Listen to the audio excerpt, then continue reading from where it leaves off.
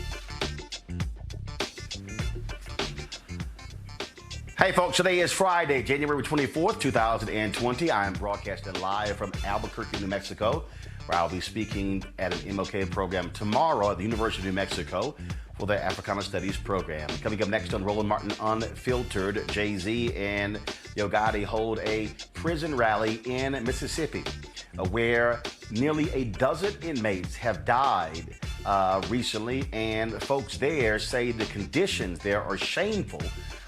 When it comes to these inmates, they also have filed a federal lawsuit against the state as a result. The impeachment trial of Donald Trump continues in the United States Senate as Democrats wrap up their opening statements tomorrow. Donald Trump's lawyers will get their shot to defend Trump. Let's see what they actually have to say. The NFL, they have unveiled a PSA very sympathetic to the case of Botham Jean, the black man shot and killed by a former Dallas police officer when he was in his apartment. But isn't this interesting? Wasn't Colin Kaepernick protesting black men being killed by cops, and he is still being whiteballed? Okay, I gotcha. And a Ball State University professor, he asked a black student to move his seat. The black student chose not to. He called the cops. What in the hell is going on? It's time to bring the funk. I'm Roland Martin Unfiltered. Let's go. He's got it. Whatever the piss, he's on it. Whatever it is, he's got the scoop, the fact, the find. And when it breaks, he's right on time and it's rolling. Best believe he's knowing. Putting it down from sports to news to politics. With entertainment just for kicks, he's rolling. It's on go, y'all. It's Roland Martin, rolling with Roland now. He's funk, he's fresh, he's real, the best, you know he's Roland Martin now.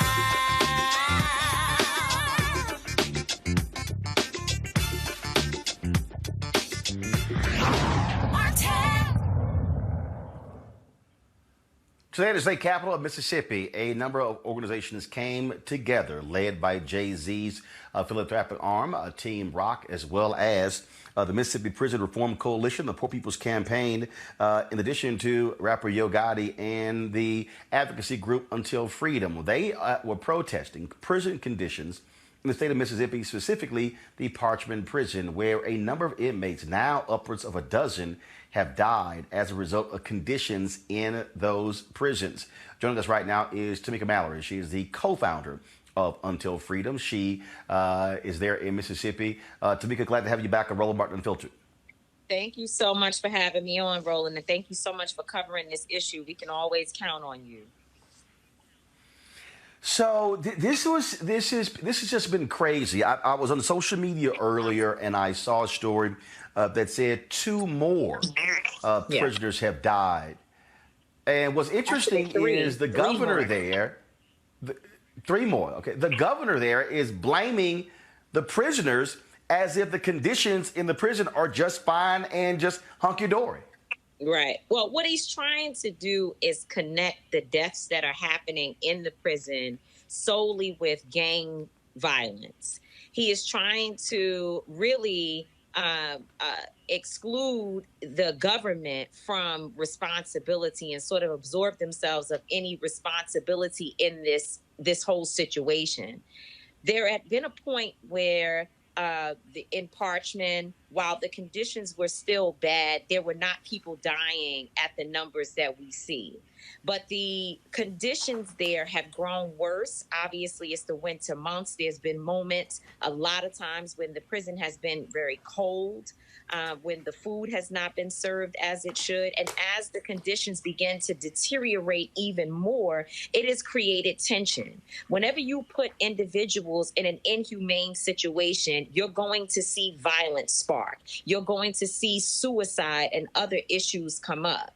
And so what the local community organizers here have been saying is that we're not asking for everyone to be released, although they do believe that Parchman, the prison, needs to be closed down. And we can talk about the history of that later. However, what we're saying is that while people are doing their time, they should not have rats running around running on them. Actually, we've seen video footage of 3, 4, 5 rats running around at one time in a particular closed area. We've seen roaches. We've seen the mold. We've seen the water. The water in itself, as we know in Flint, Michigan, and other places where there's dirty water, has the ability to create mental issues. And the water in Parchman is browner than my skin. And so as the conditions have continued to deteriorate, they've been bad for years, but they've gotten worse. It has also created a situation where violence has begun to rise. You have a situation where 80% of the guards, the correction officers in an all-male prison are women. So that has created a particular dynamic. And we know that the staff there is very, very underpaid. There has not been any renewed money and budgets put into the prisons here across the entire state of Mississippi in too many years. So there are a lot of factors, and the governor is being extremely irresponsible by trying to really reduce it to an issue of gang violence rather than having a conversation about the entire picture. Again, 5 people have died since Saturday. 1 man committed suicide. 10 total. 8 of them have taken place in Parchman, and that has been in the last 3 weeks there. Again, the governor has certainly complained about these inmates having cell phones, but the reality is this here.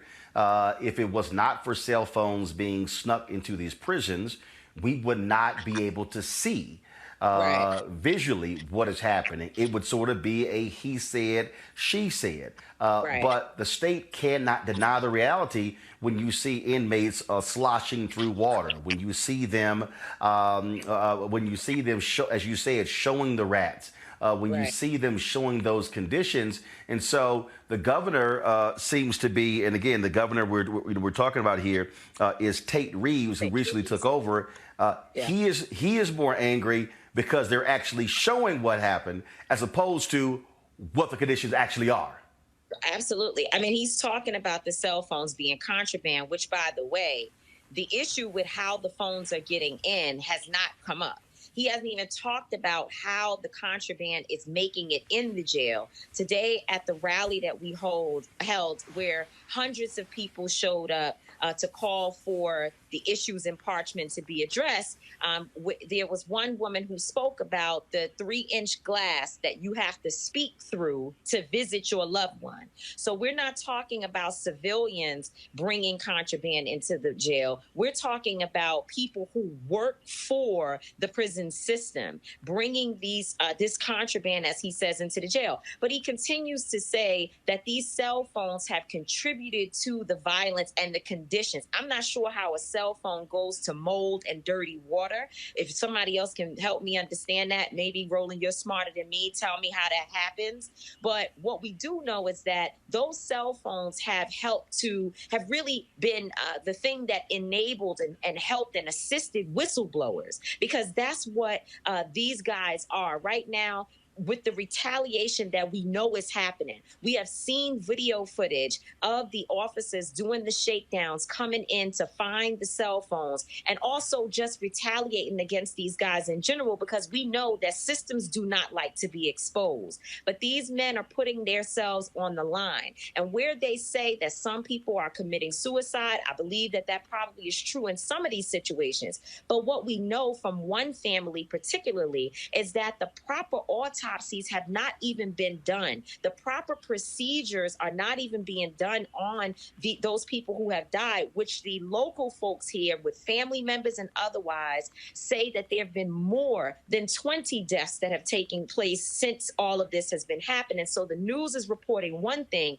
but the local folks are saying there's been many, many more deaths. So this situation is an epic humanitarian crisis. That is what we're dealing with. We just saw a video today of someone who showed that the jail is dark. So you have men inside of a prison that is dark, which can also contribute to a real challenge mentally. So this is a real serious situation. And we're saying that everybody, because Parchman is know, Roland. Parchment is all over Texas, Indiana. It's in California. It's even in New York, where we had to do work at the Brooklyn facility, MDC, where they didn't have lights and heat during this time last winter. It's everywhere, and we feel everyone should be paying attention and helping in any way that you can.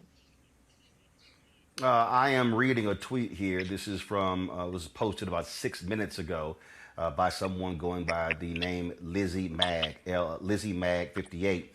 My, excuse me. My loved one got a staph infection and other skin disorders at Parchment Prison, sleeping on a rusted metal rack, no mat, bathing in rust-colored water. Where are the feds we have asked you for? And she was tweeting Donald Trump. You, of course, are familiar with protesting what's happening in jails or prisons in the state of New York. We remember when there was no heat in the jail there, and you had inmates who were freezing and were complaining and yelling and screaming about the cold temperatures there. Isn't part of the problem also we're dealing with a society in this country who frankly doesn't give a damn about folks who are locked up, who believes that how they're being treated is just, and that, you know what, throw the key away, lock them up, throw the key away. Who cares what they, how they feel and what they think? There's certainly an element of that, and it's a very dangerous narrative. I mean, first of all, we have to acknowledge the fact that everyone that's in prison is not a violent offender. And even in those cases, we don't know all of the stories. We also know, because we have seen the exonerations of people like the Central Park Five and other situations where we see people who've served 20 and 30 years being returned to society after being exonerated for crimes that they did not commit. So inside of prisons, we have a diverse group of people, some who've been wrongfully convicted, others who have not necessarily committed crimes that would really equal the amount of time that they've received. If we had time today on this program, this show, on your show, to really talk about some of the sentencing laws here in Mississippi that have allowed people to do 30 and 40 years for low-level marijuana issues and other very low-level offenses, it means that the standard of humane treatment must be at least at a balanced level, so that no matter what the situation is, everyone who is inside of a prison is able to live there at least in a humane situation. Doesn't mean open up the doors. While we do believe that people who are eligible for parole should be allowed to go home, we believe that the governor has the ability to commute sentences for people who are elderly and folks who may have illness, different issues that they're dealing with, health issues that they're dealing with.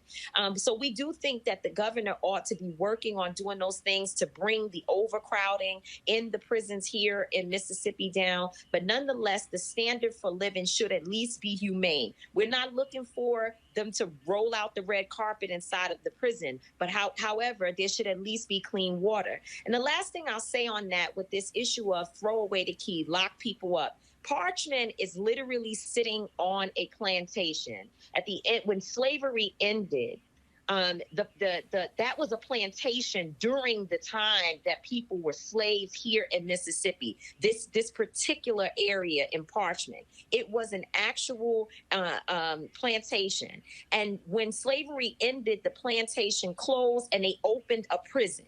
And so this that we're talking about, this facility that we're talking about, is actually sitting on a plantation. So when we say lock the doors and throw away the key, what we're talking about is leaving people in a continuous state of being enslaved. And it is an issue that has to be addressed at the highest level of government in this country. We cannot celebrate King Day and be hypocrites who say we love Dr. King and not follow what he did when he went into jails and into the valleys of our communities to lift our people from the bottom.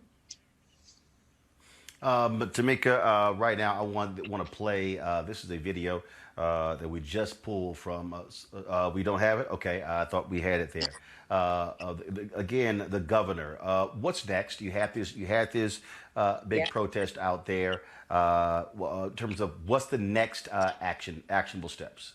So our goal here has really been to support the local groups who are on the ground. They have a local list of demands.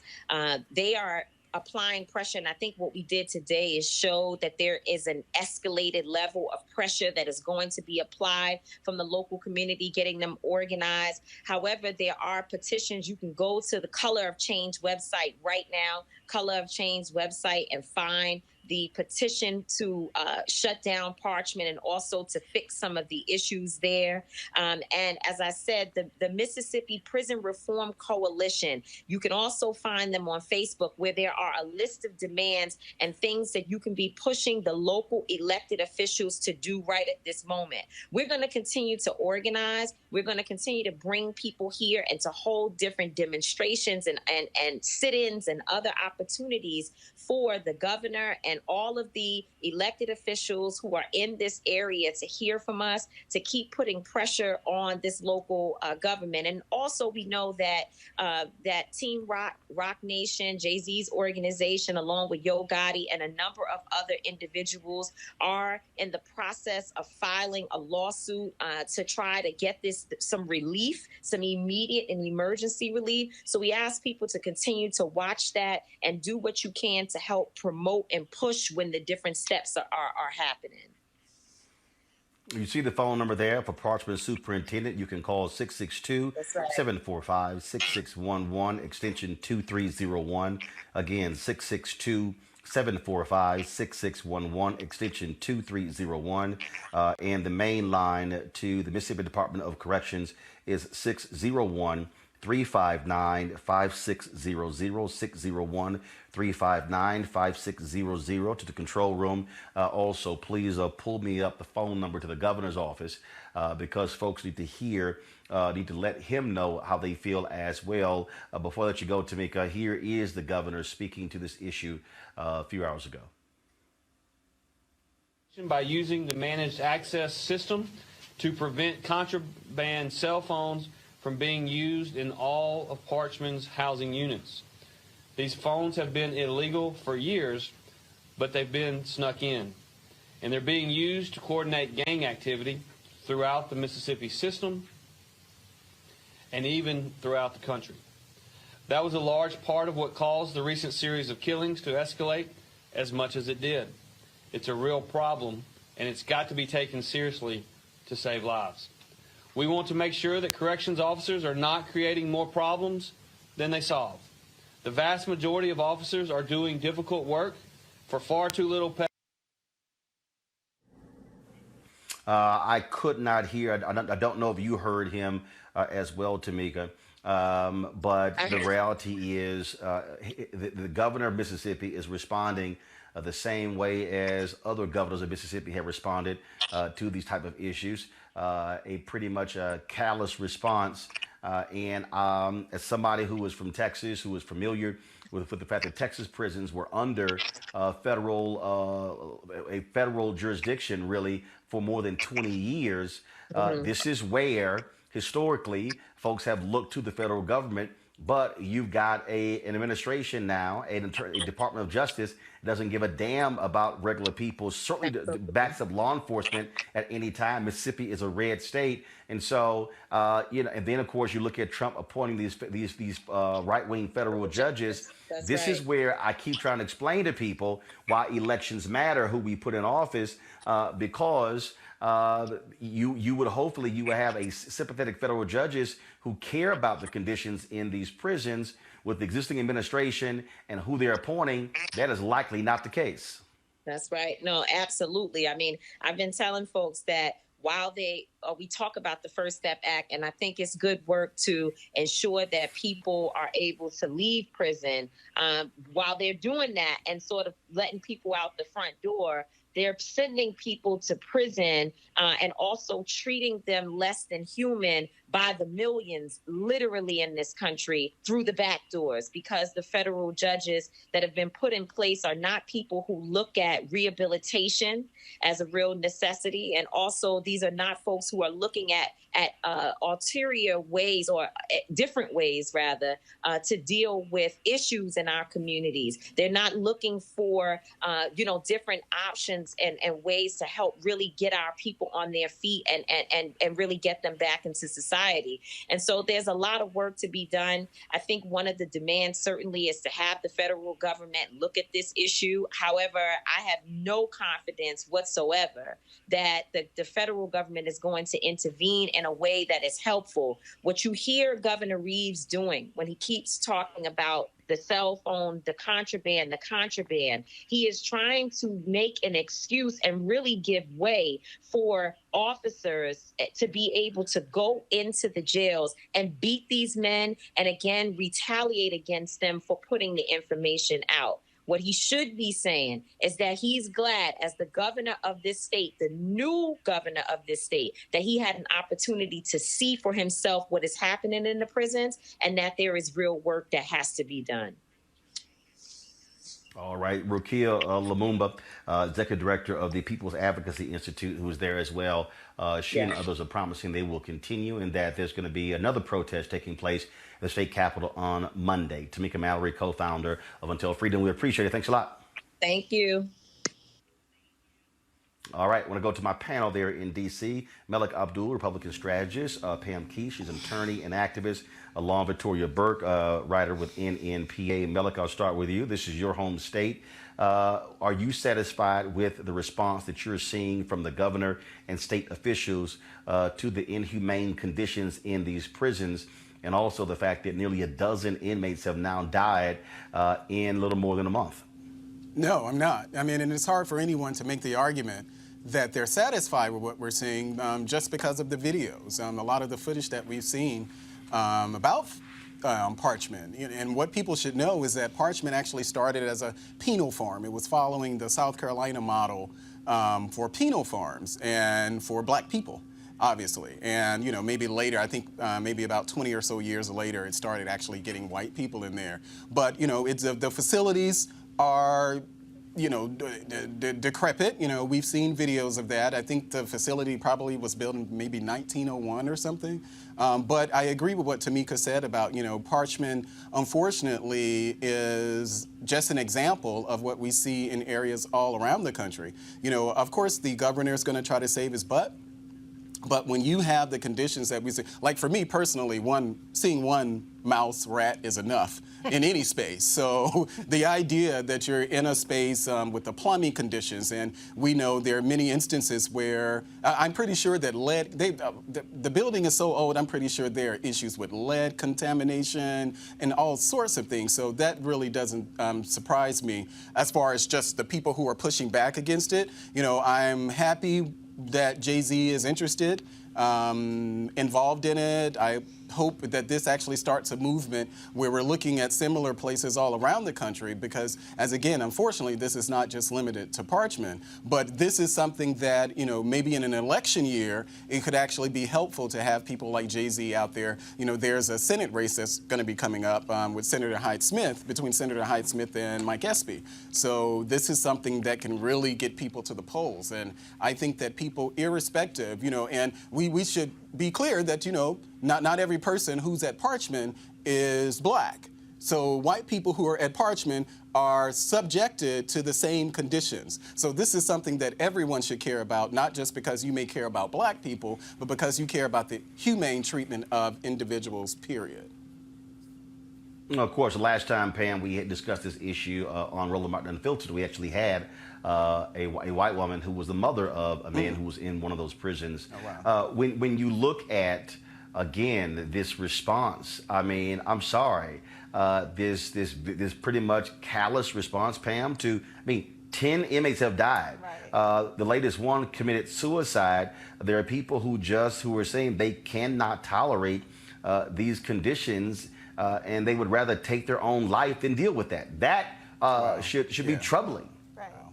Roland, I want to make two important points here. First of all, from a legal perspective, when a person is put into custody or state custody, the state has full command and control over their lives, and there is a responsibility to put them in humane conditions. That has been established by the Supreme Court over and over again. We inherited an attitude towards criminal from our English ancestors that threw people in the bottom of a hole and hoped their families fed them, and if they didn't, they just starved to death. Well, over the years, we found that we didn't want to repeat the mistake that was made in the English penal system because it was inhumane and it had no rehabilitative ability whatsoever. So point number one is it is the responsibility of the taxpayers of the state of Mississippi to make sure that all of their prisons are in humane conditions.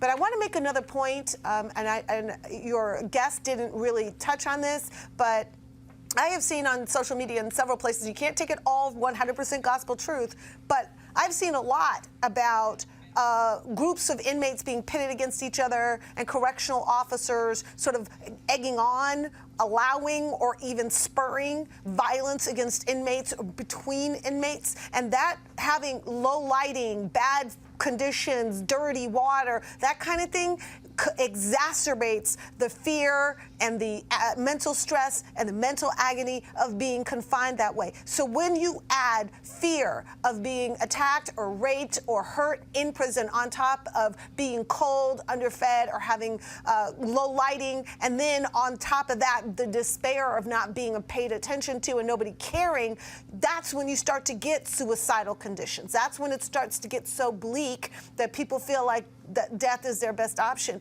We're seeing sort of the perfect storm coming together in these prison facilities, and it is up to the 37% of Mississippi's voting population is black. They need to stand up and they need to show up at those polls to vote in people who will take this seriously. Lauren. Yeah, and the first thing Malik touched on it is that this has to be an issue at the ballot box. It has to be something that Mike Espy brings up and his opponent brings up as a political issue. Unfortunately, Mississippi is a particular state that has a legacy of this type of thing. It's not really all that shocking that Tate Reeves, who is an accountant, is out there doing another sort of Ross Barnett routine that Mississippi is known for. It's embarrassing. I mean, what can you say? I mean, I'm surprised the UN or somebody hasn't come in and talked about some sort of human rights violation. But the state of Mississippi is like 50th in health care, and the per capita income is only $23,000. None of this is particularly surprising. And it shouldn't take Jay-Z and a bunch of entertainers coming in to bring attention to something that is a human rights violation, effectively. So it's embarrassing. What can you say? It's like, we talk about these other countries, once again, Russia and Venezuela and all these other places that have really bad prison conditions, but obviously Rikers and Parchman are rivaling that. Obviously, Parchman has got a historic legacy of this that goes back to, if you remember, obviously the Freedom Riders were brought to Parchman, and here we are 60 years later still talking about Parchman Prison. So until somebody gets serious, and I doubt that the group that will get serious is the group that we're looking at now that's in power in Mississippi, we'll be talking about this again at some point soon. Well, we certainly are going to continue talking about this here, certainly elevating the folks who are there protesting, and so we certainly appreciate the work that they're doing to make this issue real. All right, folks, got to go to break. When we come back, we're going to talk about impeachment. Democrats closed their arguments today. Many folks very impressed with how they laid the facts out. The question still remains, will Republicans actually give a damn, or will they do all they can to protect Donald Trump? That's next on Roland Martin Unfiltered, broadcasting live from Albuquerque, New Mexico. Roland Martin Unfiltered. Be sure to join our Bring the Funk fan club. Every dollar that you give to us supports our daily digital show. There's only one daily digital show out here that keeps it black and keep it real. As Roland Martin Unfiltered. Support the Roland Martin Unfiltered daily digital show by going to RolandMartinUnfiltered.com. Our goal is to get 20,000 of our fans contributing $50 each for the whole year. You can make this possible. RolandMartinUnfiltered.com. All right, folks, please join Reverend Dr. Jackie Hood Martin for an online masterclass that she is leading and that engages others to think like a leader. Many of you folks are looking to enhance their leadership skills or that of their team in 2020. So you can join this online course and mastermind group called How Successful People Think. Now, the offer expires February 28th, and so you want to go ahead and register now. So to register, go to www.live2lead, live, L-I-V-E, the number 2, lead, LEAD.com/Leesburg. Again, the address is www.live2lead.com/Leesburg. Again, it is the online class, How Successful People Think. And so there are a lot of folks out there, of course, who have life coaches and folks who are trying to get them to teach them to learn how to lead. And Dr. Jackie Hood Martin is a certified instructor through John Maxwell in his courses there. And so you definitely can take advantage of that. And again, last one, the website again is www.live2lead.com/Leesburg. All right, folks, today the Democrats gave their final arguments in the opening statements in the impeachment trial of Donald Trump before the United States Senate. Last night, Congressman Adam Schiff closed very strong, challenging Republicans as to whether or not, challenged the entire United States Senate as to whether or not they would allow Donald Trump to completely run roughshod over the U.S. Constitution. They also made it clear that there needs to be witness testimony. This comes after ABC revealed today an audio recording of Donald Trump telling Lev Parnas to take the ambassador out in Ukraine. Sounds like something that John Gotti would say. Here, folks, is Adam Schiff, as well as Congressman Hakeem Jeffries and Congresswoman Val Demings, making the argument as to why the United States Senate should vote to convict and remove Donald Trump as President of the United States. This brings me to the last point I want to make tonight, which is when we're done, we believe that we will have made the case overwhelmingly of the president's guilt. That is, he's done what he's charged with. He withheld the money, he withheld the meeting, he used it to coerce Ukraine to do these political investigations, he covered it up, he obstructed us, he's trying to obstruct you, and he's violated the Constitution. But I want to address one other thing tonight. Okay, he's guilty. Okay, he's guilty. Does he really need to be removed? Does he really need to be removed? We have an election coming up. Does he really need to be removed? He's guilty. You know, is there really any doubt about this?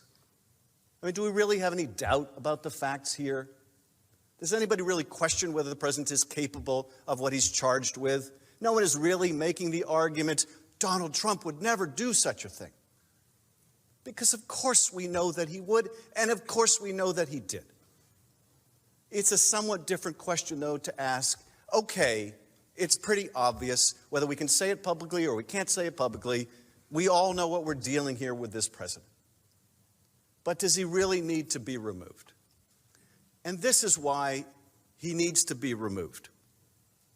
Donald Trump chose Rudy Giuliani over his own intelligence agencies. He chose Rudy Giuliani over his own FBI director. He chose Rudy Giuliani over his own national security advisors.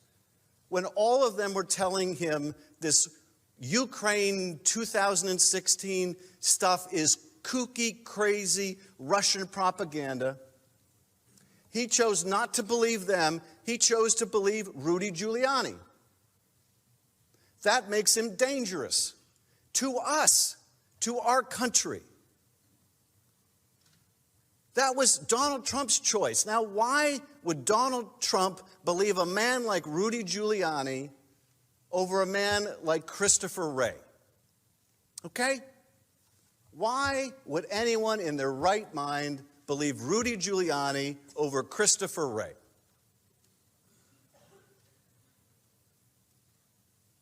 Because he wanted to, and because What Rudy was offering him was something that would help him personally.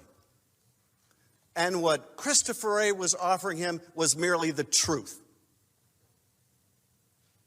What Christopher Wray was offering him was merely the information he needed to protect his country and its elections.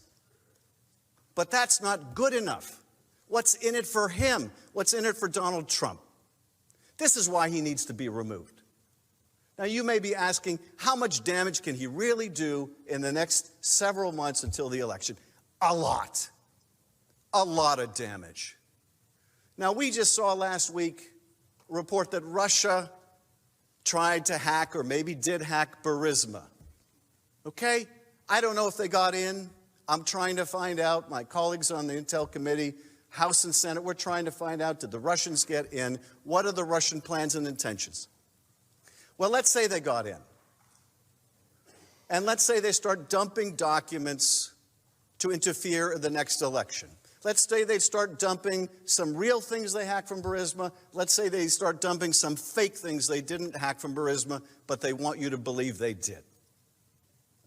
Let's say they start blatantly interfering in our election again to help Donald Trump. Can you have the least bit of confidence that Donald Trump will stand up to them and protect our national interest over his own personal interest? You know you can't, which makes him dangerous to this country. You know you can't. You know you can't count on him. None of us can. None of us can. What happens if China got the message? Now, you can say, well, he's just joking. Of course, he didn't really mean China should investigate the Bidens. You know that's no joke. Now, maybe you could have argued 3 years ago when he said, hey, Russia, if you're listening, hack Hillary's emails. Maybe you could give him a freebie and say he was joking. But now we know better. Hours after he did that, Russia did, in fact, try to hack Hillary's emails. There's no mulligan here when it comes to our national security. So what if China does overtly or covertly start to help the Trump campaign? You think he's going to call him out on it? Or you think he's going to give him a better trade deal on it? Can any of us really have the confidence that Donald Trump will put his personal interests ahead of the national interest? Is there really any evidence in this presidency that should give us the ironclad confidence that he would do so? You know you can't count on him to do that. That's the sad truth. You know you can't count on him to do that. The American people deserve a president they can count on to put their interest first.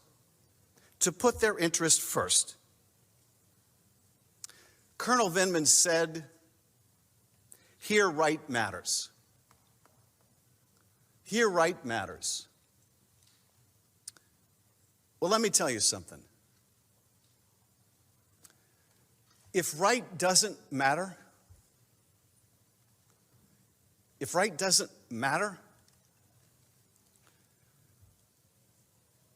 doesn't matter how good the Constitution is. It doesn't matter how brilliant the framers were. It doesn't matter how good or bad our advocacy in this trial is. It doesn't matter how well written the oath of impartiality is. If right doesn't matter, we're lost. If the truth doesn't matter, we're lost. Framers couldn't protect us from ourselves if right and truth don't matter. And you know that what he did was not right. You know, that's what they do in the old country that Colonel Vindman's father came from, or the old country that my great-grandfather came from, or the old countries that your ancestors came from, or maybe you came from. But here, right is supposed to matter. It's what's made us the greatest nation on earth. No Constitution can protect us. Right doesn't matter anymore. And you know you can't trust this president to do what's right for this country. You can trust he will do what's right for Donald Trump. He'll do it now. He's done it before.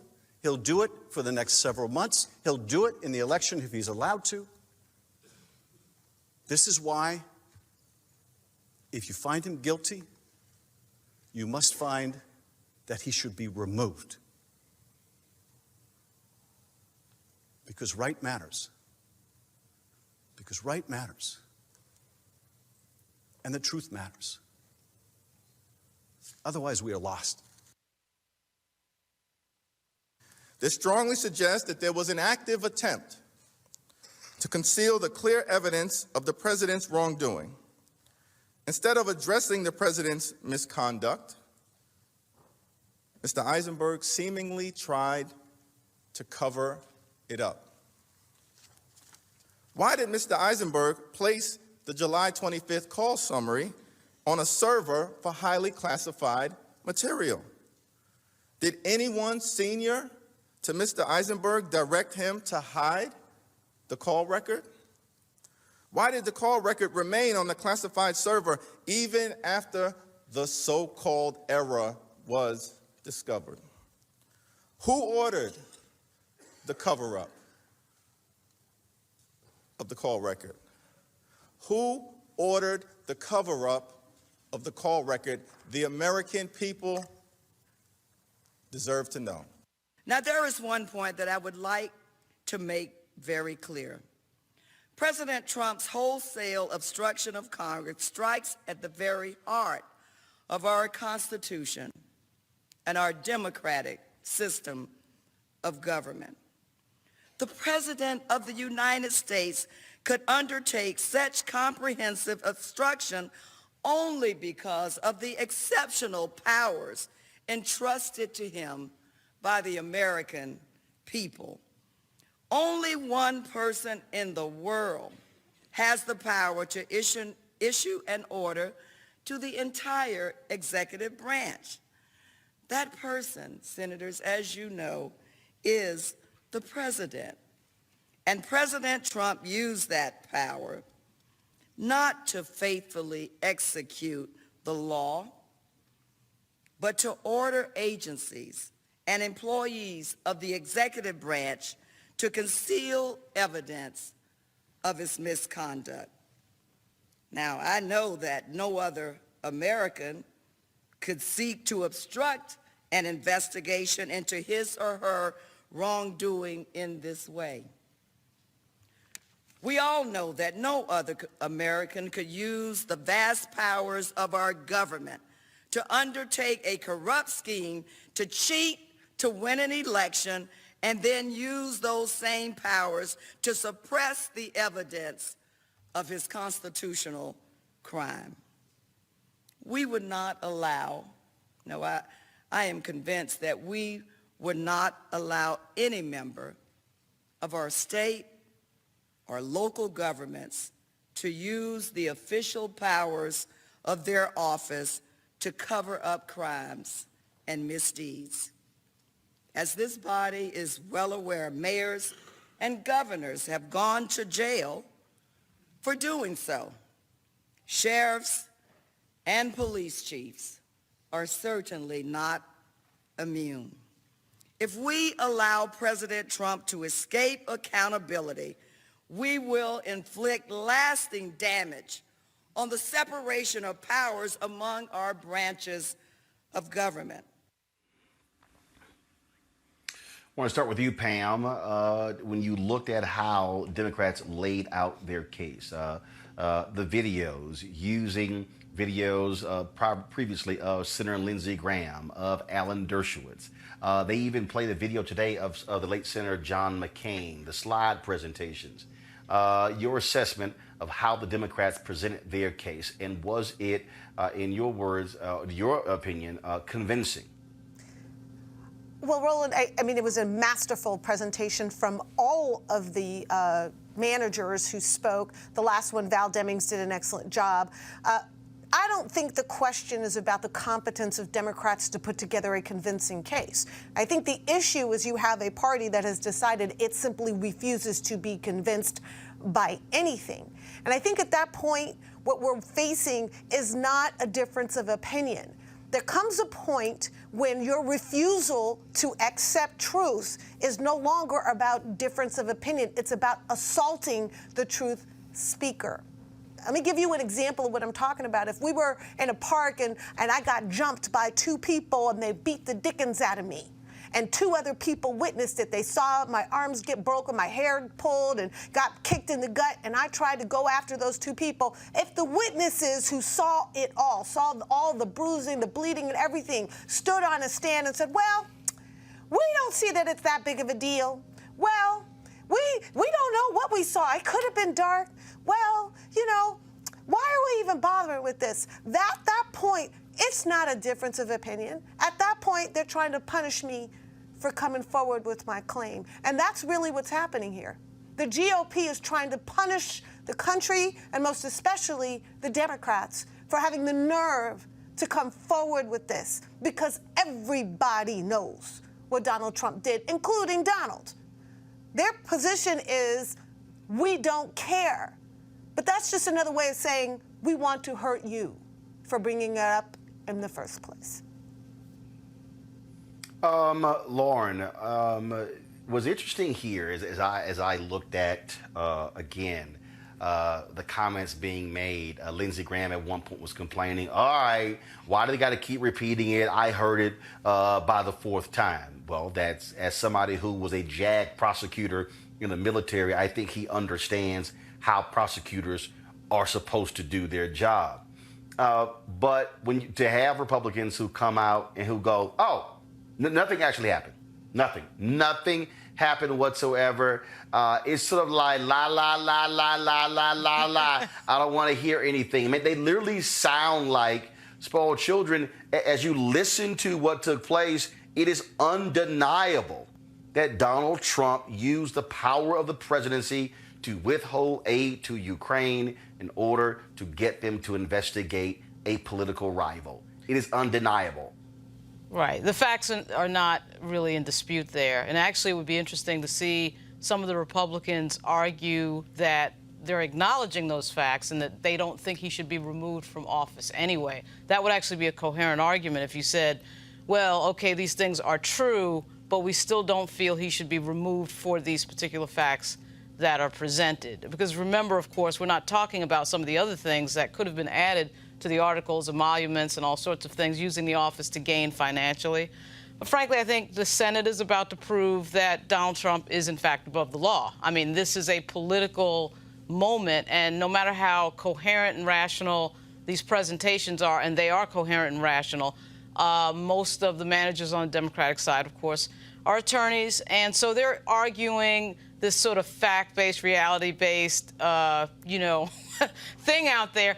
But we're in with the political realm, and one thing that Trump and his folks are good at is understanding that you have to communicate.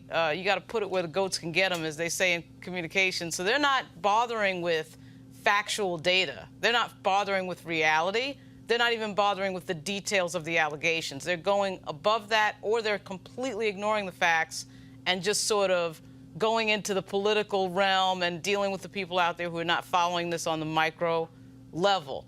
So to me, it's kind of like it's obvious that Trump did these things. It's obvious that the Republicans can't make an argument, which is why they don't want any witnesses.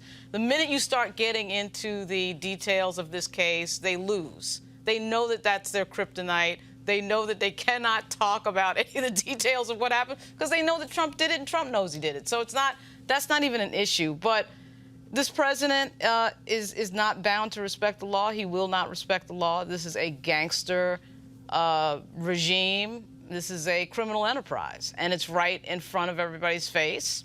And they're going to play this game of chicken and see if they can get away with it. And they probably will get away with it. The only good thing that comes out of this is that you do see Republicans. They started a group You see some Republicans who started a group that are saying basically that this is outrageous. So the Republican Party is sort of starting to split in two. It's not just all political for some. That's at least good to see, Rick Wilson and his group. But other than that, we're about to see that this president, in fact, is above the law. Melik, I look at Fox senior analyst Judge Andrew Napolitano, who actually wrote a piece on FoxNews.com website where he wrote, "What is required for removal of the president? A demonstration of Presidential Commission of High Crimes and Misdemeanors, of which, in Trump's case, the evidence is ample and uncontradicted." He goes on to make a number of other cases. He said that first of all, this is a story that was written. Napolitano makes his case by arguing that any Republican senator who whispered the idea that Trump will be acquitted are, quote, unworthy of sitting as a juror and has violated the oath of impartial justice and fidelity to the Constitution and the law. Last point here I'm going to read, and then you can respond. Judge Napolitano writes, "I don't blame President Trump for his angst and bitterness over his impeachment by the House of Representatives. In his mind, he has done nothing wrong and not acted outside the constitutional powers vested in him, and so his impeachment should not have come to pass. Hence, his public denunciations of his Senate trial as a charade, a joke, and a hoax. His trial is not a charade or a joke or a hoax. It is deadly serious business based on well-established constitutional norms." And to last point, to what Lauren had to say, when you talk about how Trump is, I will say this, is pimping the American taxpayer. He is going to be visiting his resort Doral in Miami. The room rates at that hotel, which is actually been doing horrible since he became president. It's been losing money. The rooms average around $230. Trump is going to be visiting soon, and they've jacked the rooms up to $535. This is somebody who is literally pimping the American taxpayer and profiting off of the presidency. Your response? Yeah, obviously I disagree with that. I mean, the notion that a city or a hotel jacks up prices for particular events, that's not something that's uncommon. But Melik, this is not Melik. Hold on. Okay, Roland. Here we go. Hold up, Melik. This is not a particular event. Here we go, Roland. No, Melik, this is not a particular event. I know, but I said 5 seconds worth of things. Hold up. You let your other two guests talk. I said 5 seconds, and so now you have to let me hold up. Okay, Hold up. No, follow me. I'm going to I'm going to explain to you what the event is. I'm going to let you talk. No problem. There is no event. This isn't like the Super Bowl. He's going there. And they are purposely jacking it up because he is going to be bringing, and the Secret Service and staff will be taking up all these rooms. That's what they're doing. Go ahead. Yeah, so this is not something that's uncommon. I don't agree with the decision to do it, but that a hotel jacks up prices is not something that's uncommon. About the hearing itself, I don't doubt that, so tomorrow when Republicans actually start their defense, I don't doubt that the Republicans, there will be many people who will be disagreeing with what Republicans are saying. I think this is a lot of theater that we're seeing now. As far as Democrats are concerned, I don't know if any Democrat was more convinced in the past couple of days than they were when they voted for the articles of impeachment. I think this is something that Democrats have wanted to do all along. And so on the notion of just impartiality, I think we should really disabuse ourselves of the notion that somehow, whether it's in the House or in the Senate, that either side is impartial. We know that there have been people who've been calling for Trump's impeachment and voted for his impeachment since at least 2017. We know he's been protested against since the day after he won his election. So that people aren't impartial really is something that's kind of both sides do that. I don't think that the senators are going to be any less are more impartial than Democrats are. I think people have actually chosen sides. So you have people, Democrats are going to believe, and they believe that Trump, even during the Mueller investigation, because we had those 11 instances that Mueller cited that were impeachable, we just did not get there because this came up. So those same people who believe that are the same people who are going to believe this. Even the presidential candidates that we have out there now who were calling for his impeachment before the House actually voted on the articles, before witnesses actually testified. So that people are, you know, that this is the politics of the day. But I did want to correct something that you said about the Parnas guy or something, the ABC story. Well, the ABC story never actually said that Trump instructed Parnas. He was actually instructing his chief of staff. Now his deputy chief of staff. Now we can make the argument that that's not something that he should be doing. We know that that's the president. Why is he? First of all, let's be real clear. Why is he talking to Lev Parnas about getting rid of an ambassador? Second of all, let's deal with this here. Donald Trump has lied by saying he didn't know who Lev Parnas was. He just sort of took a picture. There's an audio recording of you having a conversation with him.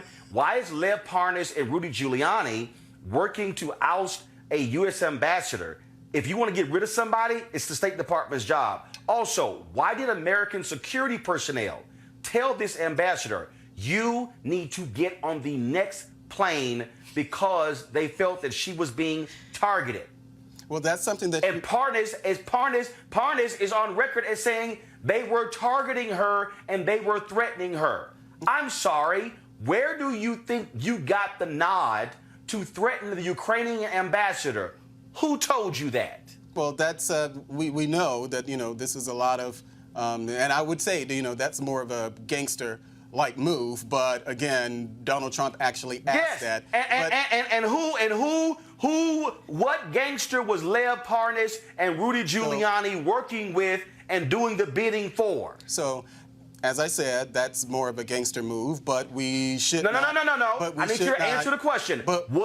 See, if you're going to call something a gangster move, you need to name the gangster. But who was Lev Parnas and Rudy Giuliani working on behalf of? But we should not ignore the fact that, of course... No.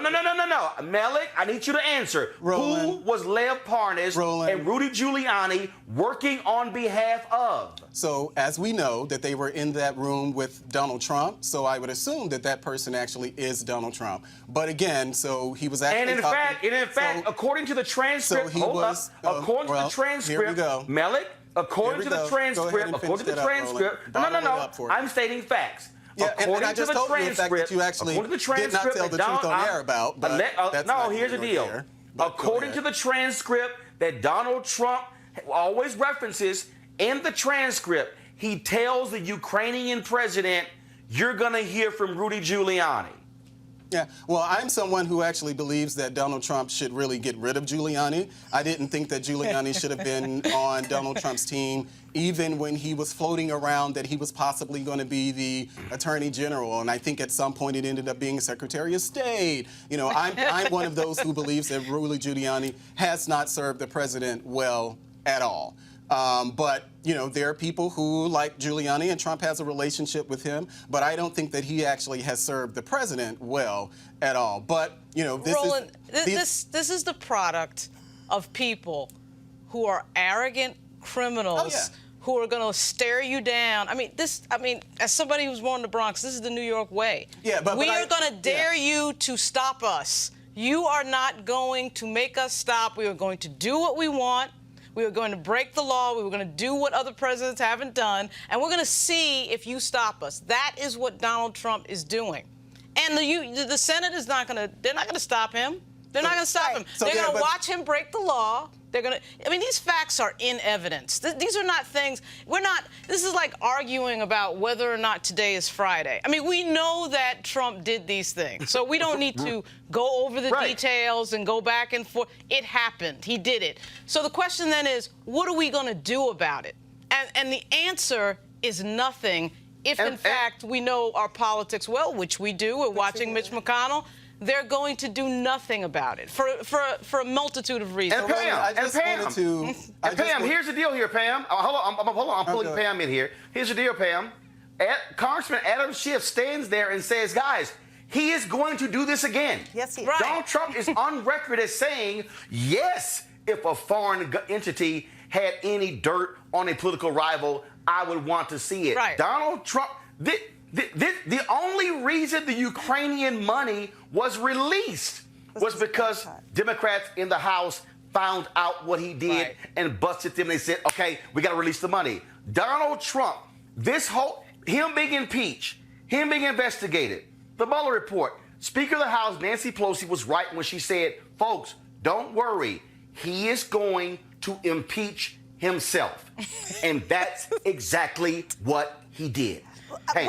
Roland, I want to make 2 quick points here. First of all, I want to address the point that Malik made, which is, oh, it's all political. We don't have to actually engage the evidence at all. Democrats didn't like him. Therefore, he should get to commit whatever crime he wants and not be held accountable because the Democrats always wanted to get him. That is one of the most intellectually dishonest and superficial. Wait a minute. Who said that? If you're going to actually accuse me of saying something, who actually said that? Because I actually never said that. Oh, no, but I mean, it's literally, so if you want to do a performance, we can do a performance. That is the exact but don't sit on the panel and say said. something that there's an actual recording of me not saying. No, but that's exactly what you said. But that's literally... It's political. But it's literally not what I said. There's no impartiality. But it's literally not what I said. So no, if you're going to quote me, then you should actually do a better job of actually quoting me. That's exactly what you were implying. That's exactly what you were saying. So now it's an implication and not what I actually said. It is exactly what you said. Which is exactly what I said, that I didn't say that. Which is exactly what you were saying. Unfortunately, I didn't get it. It's exactly what you were saying. That because Democrats wanted to get at Donald Trump from the very beginning, we don't actually have to engage what he did. Listen, everybody stop talking. Everybody stop talking. No one can hear either of you. Pam, finish your point, and then Malik, you'll get to make your point. Pam, go. I take issue with the notion that because people wanted to get Donald Trump out of office from the very beginning, we now no longer have to examine what he actually did. There were people who wanted to get Barack Obama out of office from the very beginning. Barack Obama just chose not to indulge them by doing a bunch of crime. Donald Trump did the crime. He did the crime. The fact that there are Democrats who don't like him is irrelevant. If they actually put on sworn testimony, put in evidence, receipts, text messages, pictures, proof, if they put in evidence, it does not matter what their motivation was. At the end of the day, if he did the crime, he needs to do the time. That's the point I'm trying to make. This notion that a Senate should be, the impartiality of the Senate should be jettisoned because they just don't like Democrats is ridiculous. The oath that you take to the Constitution and upholding the rule of law is not dependent on whether you like or you don't like him. We're not getting rid of Donald Trump because we don't like him. We're not impeaching him because we don't like him. He indulged us by committing a bunch of crimes, and he got caught doing so. He doesn't get absolved from that because if you absolve him, somehow you give a benefit to the Democrats. He has to be held accountable one way or another. This notion that you don't have to actually engage the data, the facts, the evidence, the testimony, because, if you do so, that's going to help Democrats, that's obscene. That's an obscene miscarriage of what your oath is. And that was the point I'm trying to make. There is no justification for some unwillingness to actually look at the evidence. That's not justified. That's immoral. Yeah. So, Roland, now I can... Malik? Yeah. Malik, final comment. Yeah, so Pam did not tell the truth because that's not something that I actually said. And I'll repeat what I said again.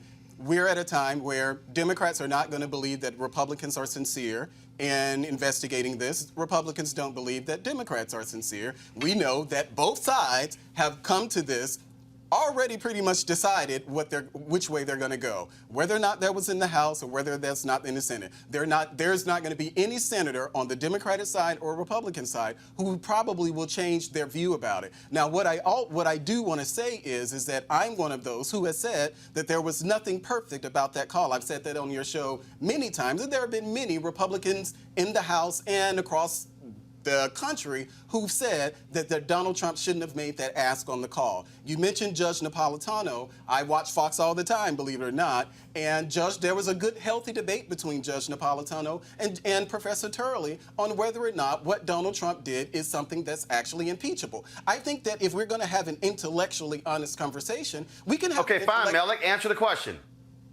Melik, answer the question. Do you believe what Donald Trump did is impeachable? No, I don't. The man is a thug and a gangster, a white-collar thug, and if he was black, he'd be under the jail. Maybe Donald so, Trump is guilty.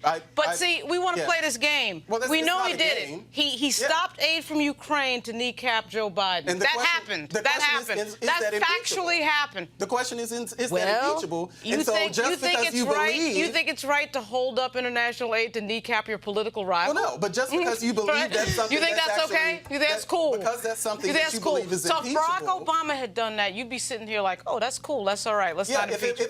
As someone who actually voted for Barack Obama, and here's the thing, Malik. I actually would say we're not even talking about half the stuff Trump did that we could have added to the article. Well, you could have added that's the 11. That's what I'm saying. You could have we're only doing two. We're only doing two. Mueller came, Look, but you did not. It's not going to happen for this part. You're right about for political reasons because, of course, the Republicans don't care. They're thinking about their constituents and they're going to let them off. So here it is. You're literally proving so basically, they're going to say, "Oh, it's okay. It's good. It's all good."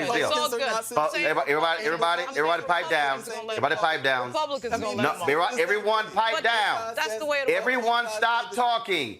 Everyone stop talking. No one can even hear what any of y'all are saying because it sounds all mumbled because that's how it sounds on my end and none of that sounds at home. I'm sure it does. Republicans are going to present for 1 second. Republicans will present 3 hours tomorrow. Excuse me.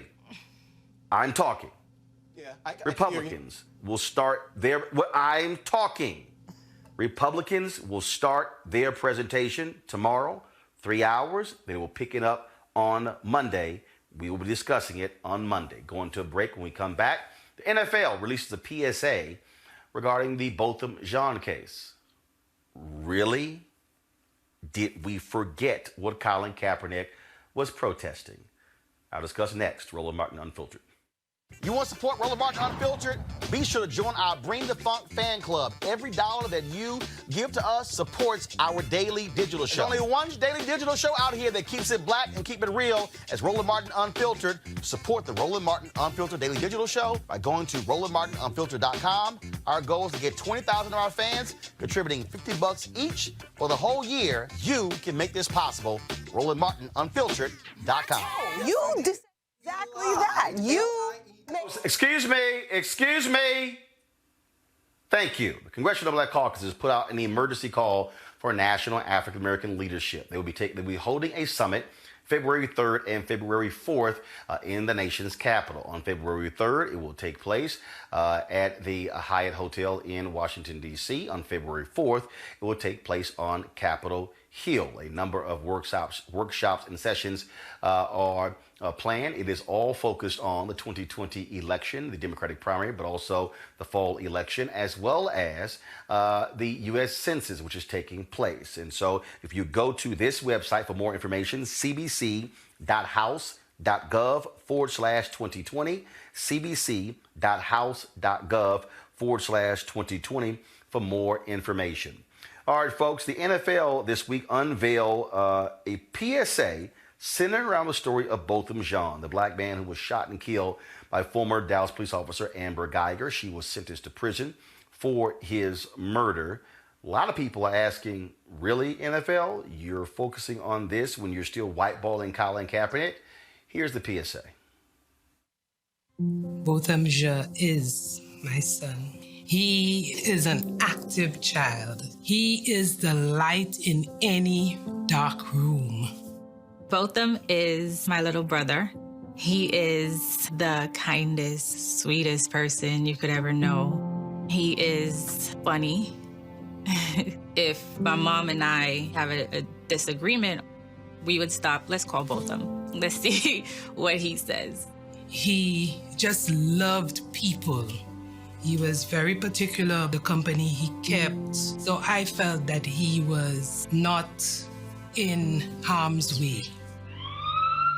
Botham was in his apartment watching football, eating ice cream. and the officer came in and killed him.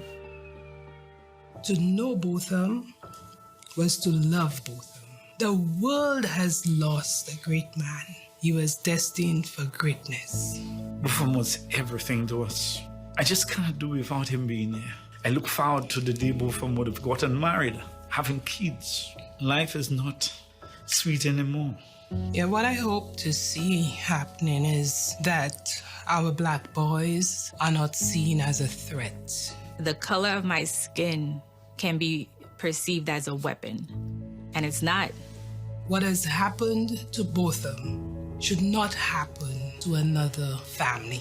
I started the Botham Jean Foundation. We have to continue where Botham started and just keep his legacy going for years and years to come. Why should there be hatred for each other? My young son demonstrated forgiveness. Brent, forgive one who just killed his brother. There are things that must be done and must be done quickly. We must change this all around.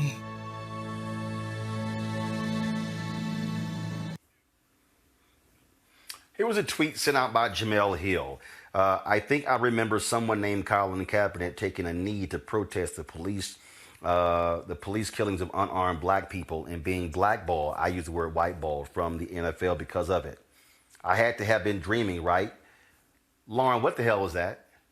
No idea what that was. If they want to do something real, hire some black coaches and put some money in the pockets of African Americans who, I mean, this is an 80% African American league. And you want to do a PSA, that's cool. It has nothing to do, my comments have nothing to do with Botham Jean or his family or anything like that. But that's not a tangible, okay? That's something that is just a window dressing, sort of feel-good thing that makes these people at the NFL feel good. But when it comes to something real, like, you know, employing Colin Kaepernick or other black folks in positions where they're making millions of bucks, you know, on the sidelines, controlling the game and controlling who comes on the team and who the assistant coaches are, all of a sudden they're vacant on that. So I'm not interested. I mean, it's nice that they did it in terms of a human aspect. Again, I'm not saying this in any, it's not a reflection on Botham Jean and what tragically happened to him, but they should be doing something a lot more tangible than that. The $1 billion sports league. Pam, what's bothersome here is, okay, NFL, you put out a PSA, did with the Botham Jean case. Anything about the good works of Philando Castile? Anything about the life of Rekia Boyd, who was shot and killed by cop Dante Servin in Chicago, who got away with murder? Anything about Aiyana Jones, the black girl in Detroit, who was killed as she laid in the bed when the cop alleges his gun just accidentally went off when somebody bumped into him? How about the elderly black woman in Atlanta where the cop stormed her house and shot and killed her? I mean, we can go on and on and on.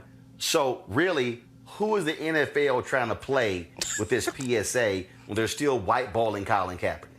Well, let's be honest. The basis of the whiteballing of Colin Kaepernick is not just one-fold, it's twofold. It's not just that he was willing to protest the treatment of African Americans in our country and the injustices that they face, but he was also willing to defy ownership and leadership in the NFL. That's really a big part of why he is still out, is because they don't feel like they can control him.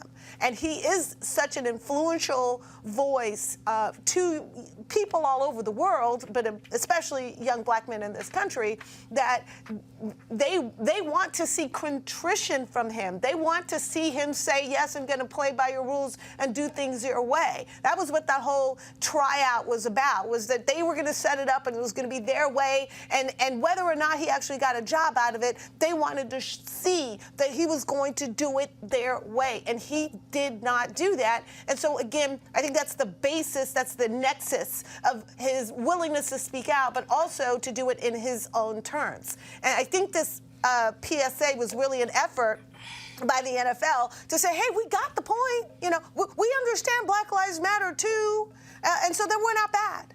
And I think that's the only way that I can contextualize doing that and doing it that way. And I think that that's maybe some feedback they got from Jay-Z to say, you know, you need to prove that you're getting what Kaepernick was getting at. But Kaepernick wasn't just getting at the fact that Black Lives Matter. He was getting at the fact that he has the right to express that as a grown man in the United States. Malik, are you fooled by what the NFL is trying to do here? I think fooled is really, I wouldn't actually use that word. I'm going to disagree slightly. The NFL is doing what we would like for the NFL to do. If Colin Kaepernick was playing, I'm pretty sure that no one would have a problem with the ad. Part of the challenge for me here is even as we discuss this, is that everything is centered around Colin Kaepernick. So if the NFL does something, then we have to say, but you didn't hire Colin Kaepernick. I actually agree with Lauren, and we talked about it on your show. You've been talking about it for several weeks now, as far as the leadership in the NFL. Who's, the front office team, whether or not there are many of us, the number of us who are going into these spaces. I do believe that that's something that the NFL should focus on, but I don't think that because Colin Kaepernick, one person, is not playing, then that totally it doesn't validate everything else that the NFL is doing. What we should also realize is that it's not just Jay-Z. The actual Players Association have been involved in pushing the NFL on some of these issues. So we really shouldn't just, and I know we're not just being overly critical here, but we really should acknowledge that there are NFL players who are pushing the NFL to do this because this is what we wanted them to do. I get it. Colin Kaepernick is not playing. Colin Kaepernick probably will never play in the NFL again. But if these are the things that we wanted the NFL to do, and the NFL does those things, and then we say, well, you didn't hire Colin Kaepernick. I mean, well, no, they didn't, but they're doing It's called calling out hypocrites. It's called exposing people. But what if they did? One second. It's called exposing people for who they are. It's saying, oh, you think that we're so dumb that we somehow don't understand that what you're doing is you want to show how you care about this story and this family when you, the owners, got upset and you are continuing to keep one particular player out because he dared to start a movement protesting the very type of things that led to the death of Botham Jean. That's why Colin Kaepernick's name is going to come up, and not just that he was whiteballed initially, that he is continuing to be whiteballed by the NFL. That says you are a hypocrite. Roland, I totally get that, and I totally get the fight for Colin Kaepernick. But let me ask you this. If Colin Kaepernick were playing and the NFL came out with this ad, how would you feel? Would you still feel that there was a joke that they're trying to take advantage of us if Colin Kaepernick were playing? No, excuse me. If Colin Kaepernick was on an NFL team and the NFL released this PSA, I would not be calling them hypocrites. Right. So let me be clear. Let me be clear. I am calling them hypocrites because they are continuing to whiteball someone who protested the very type of thing that they are discussing in the PSA. Totally get that. Actually, unfortunately, Colin is the martyr in this situation. Unfortunately, Colin is the martyr. He was the one who put his neck out there and he got chopped off, or however you want to characterize it. But there are plenty of other people, Eric Reed and others in the NFL, who have continued to do what Colin did. I get it. Colin is not playing. But here's what you're missing, Malik. Malik, here's what you're missing. What you're missing is that Eric Reed is a defensive back. Kenny Stills is a wide receiver. Malcolm Jenkins is a defensive back.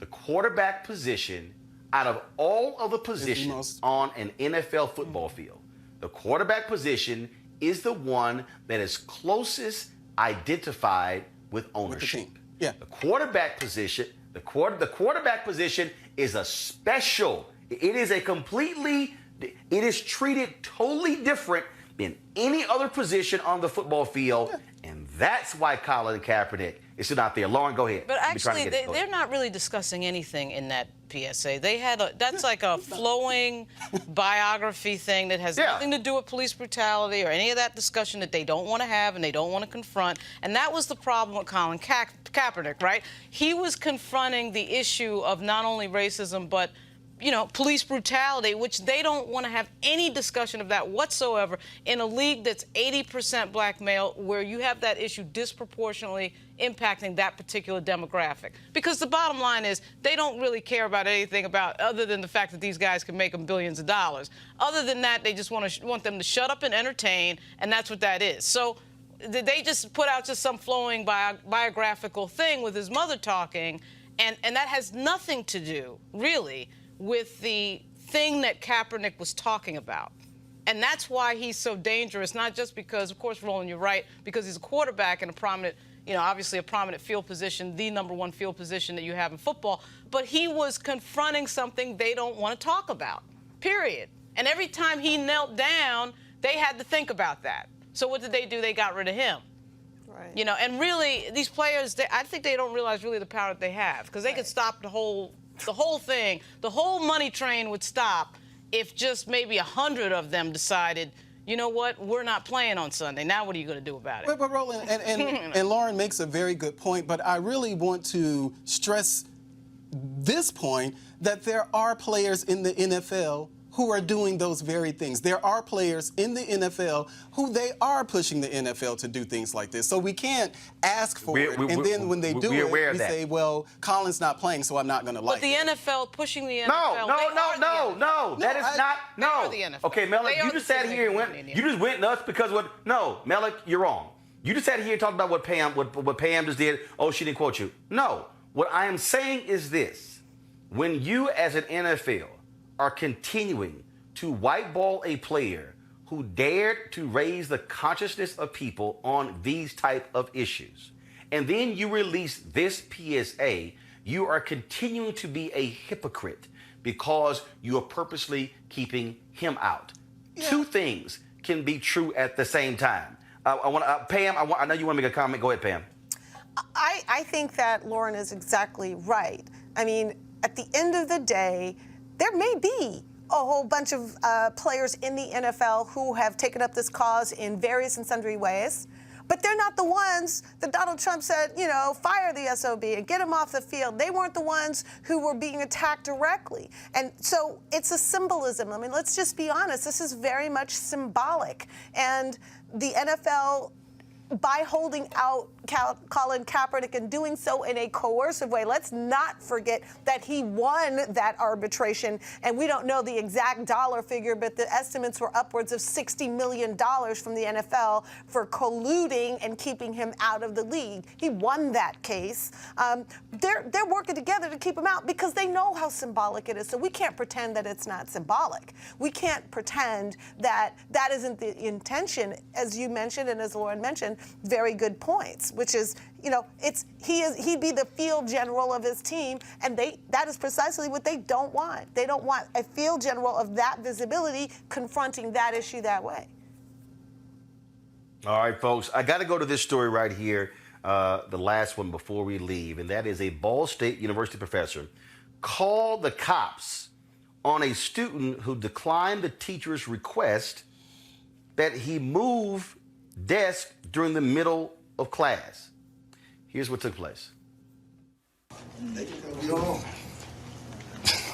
Are you in this class? Yeah. What should I let me talk to you about? I'm just asking you to sit here.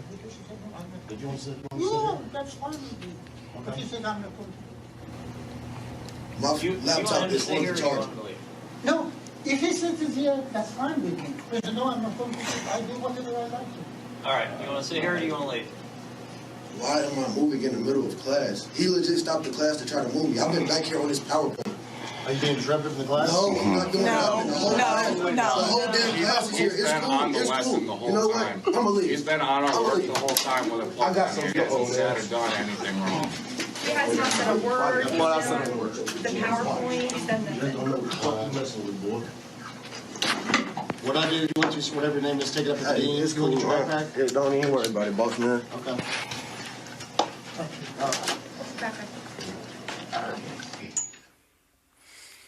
All right. Even though the student, Sultan Benson, was not being disrupted, the professor, Shaheen Borna, stopped in the middle of a lecture to ask Benson to move his seat.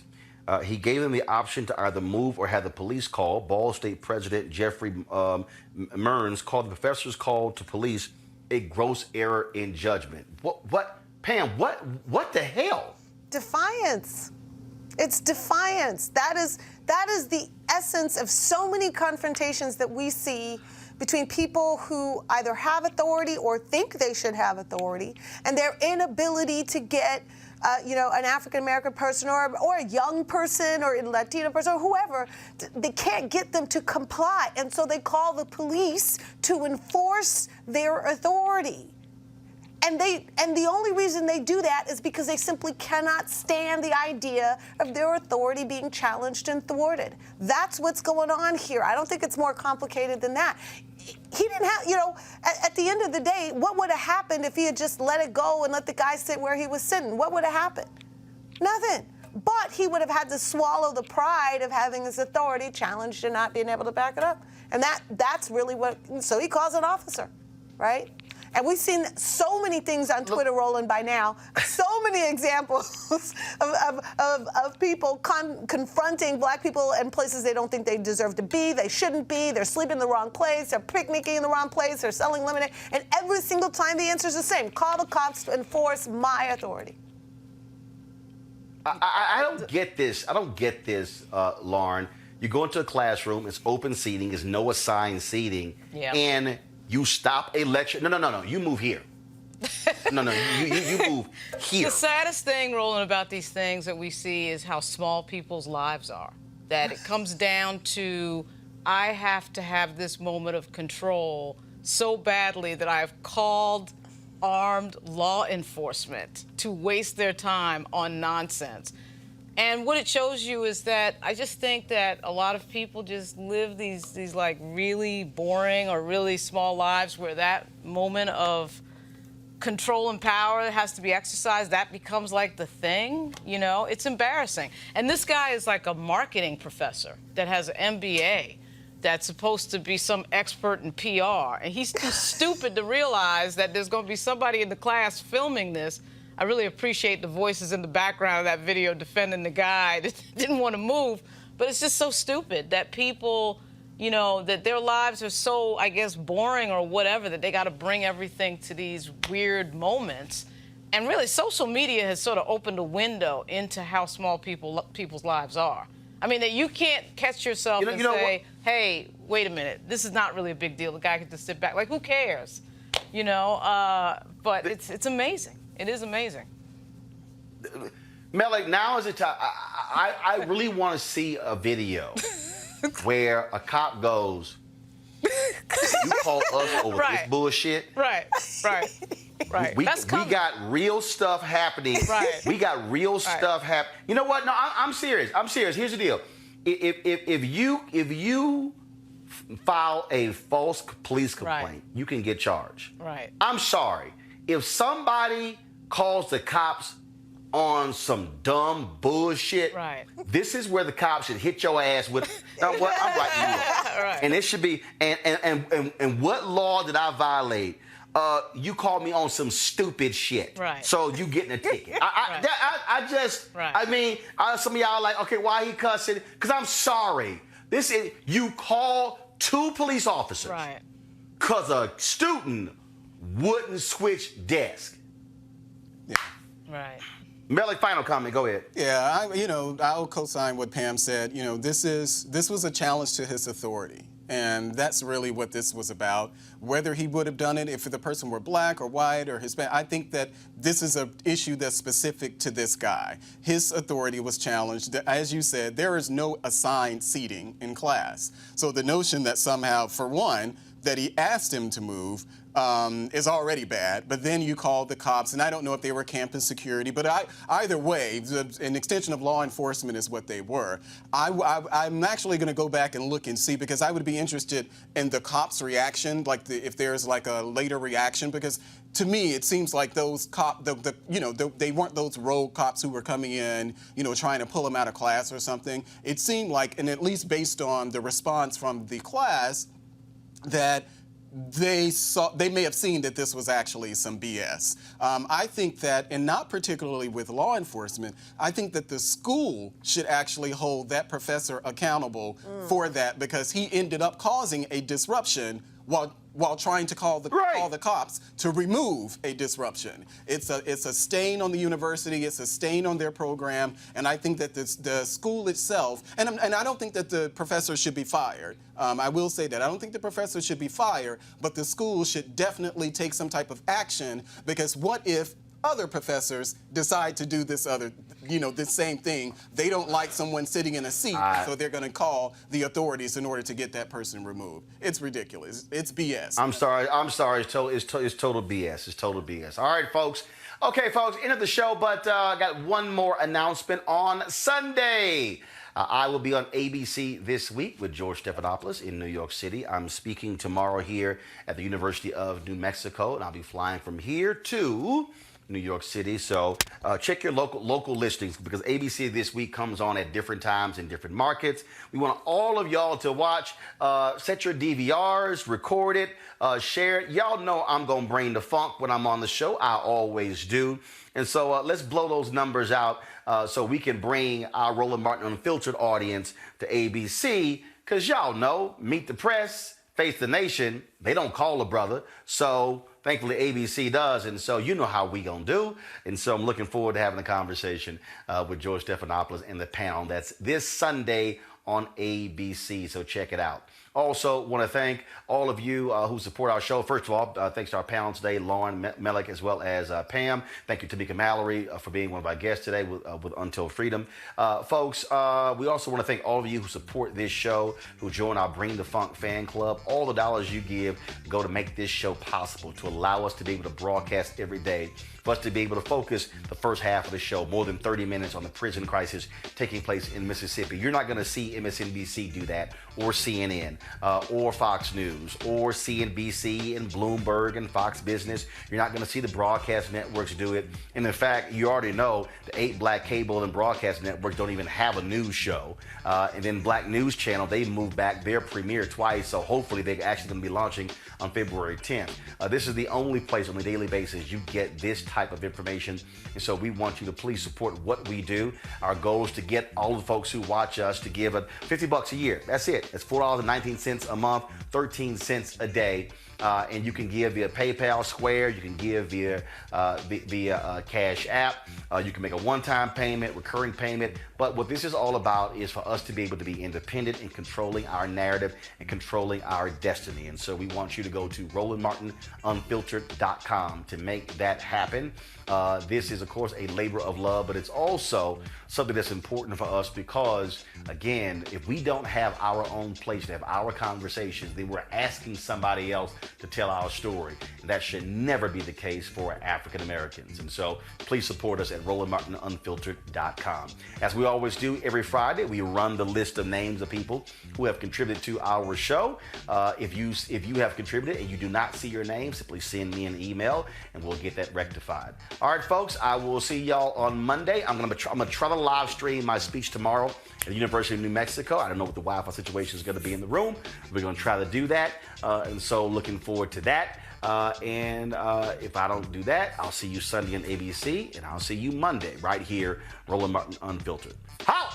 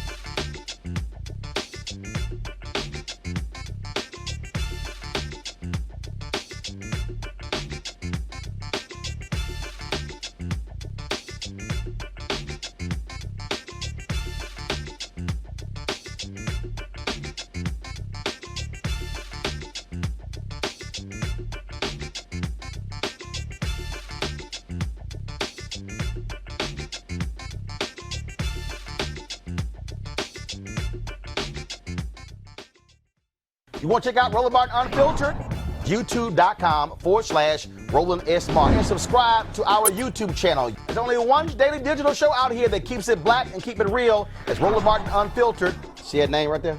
Roland Martin Unfiltered. Like, share, and subscribe to our YouTube channel. That's YouTube.com/Roland S. Martin. And don't forget to turn on your notifications so when we go live, you'll know it. Hey everybody, this is Sherry Shepherd. You're watching Roland Martin Unfiltered, and while he's doing Unfiltered, I'm practicing the wobble. Yes, I am. Because Roland Martin's the one, he will do it backwards, he will do it on the side. He messes everybody up when he gets into the wobble, because he doesn't know how to do it, so he does it backwards. And it just messes me up every single time. So I'm working on it. I got it. You got Roland Martin. Hi, my name is LaToya Luckett, and you're watching Roland Martin Unfiltered. What's going on, everybody? It's your boy Mac Wilds, and you are watching Roland Martin Unfiltered. What's up, y'all? It's Ryan Destiny, and you're watching Roland Martin Unfiltered. What up, Lana Well, and you are watching Roland Martin Unfiltered.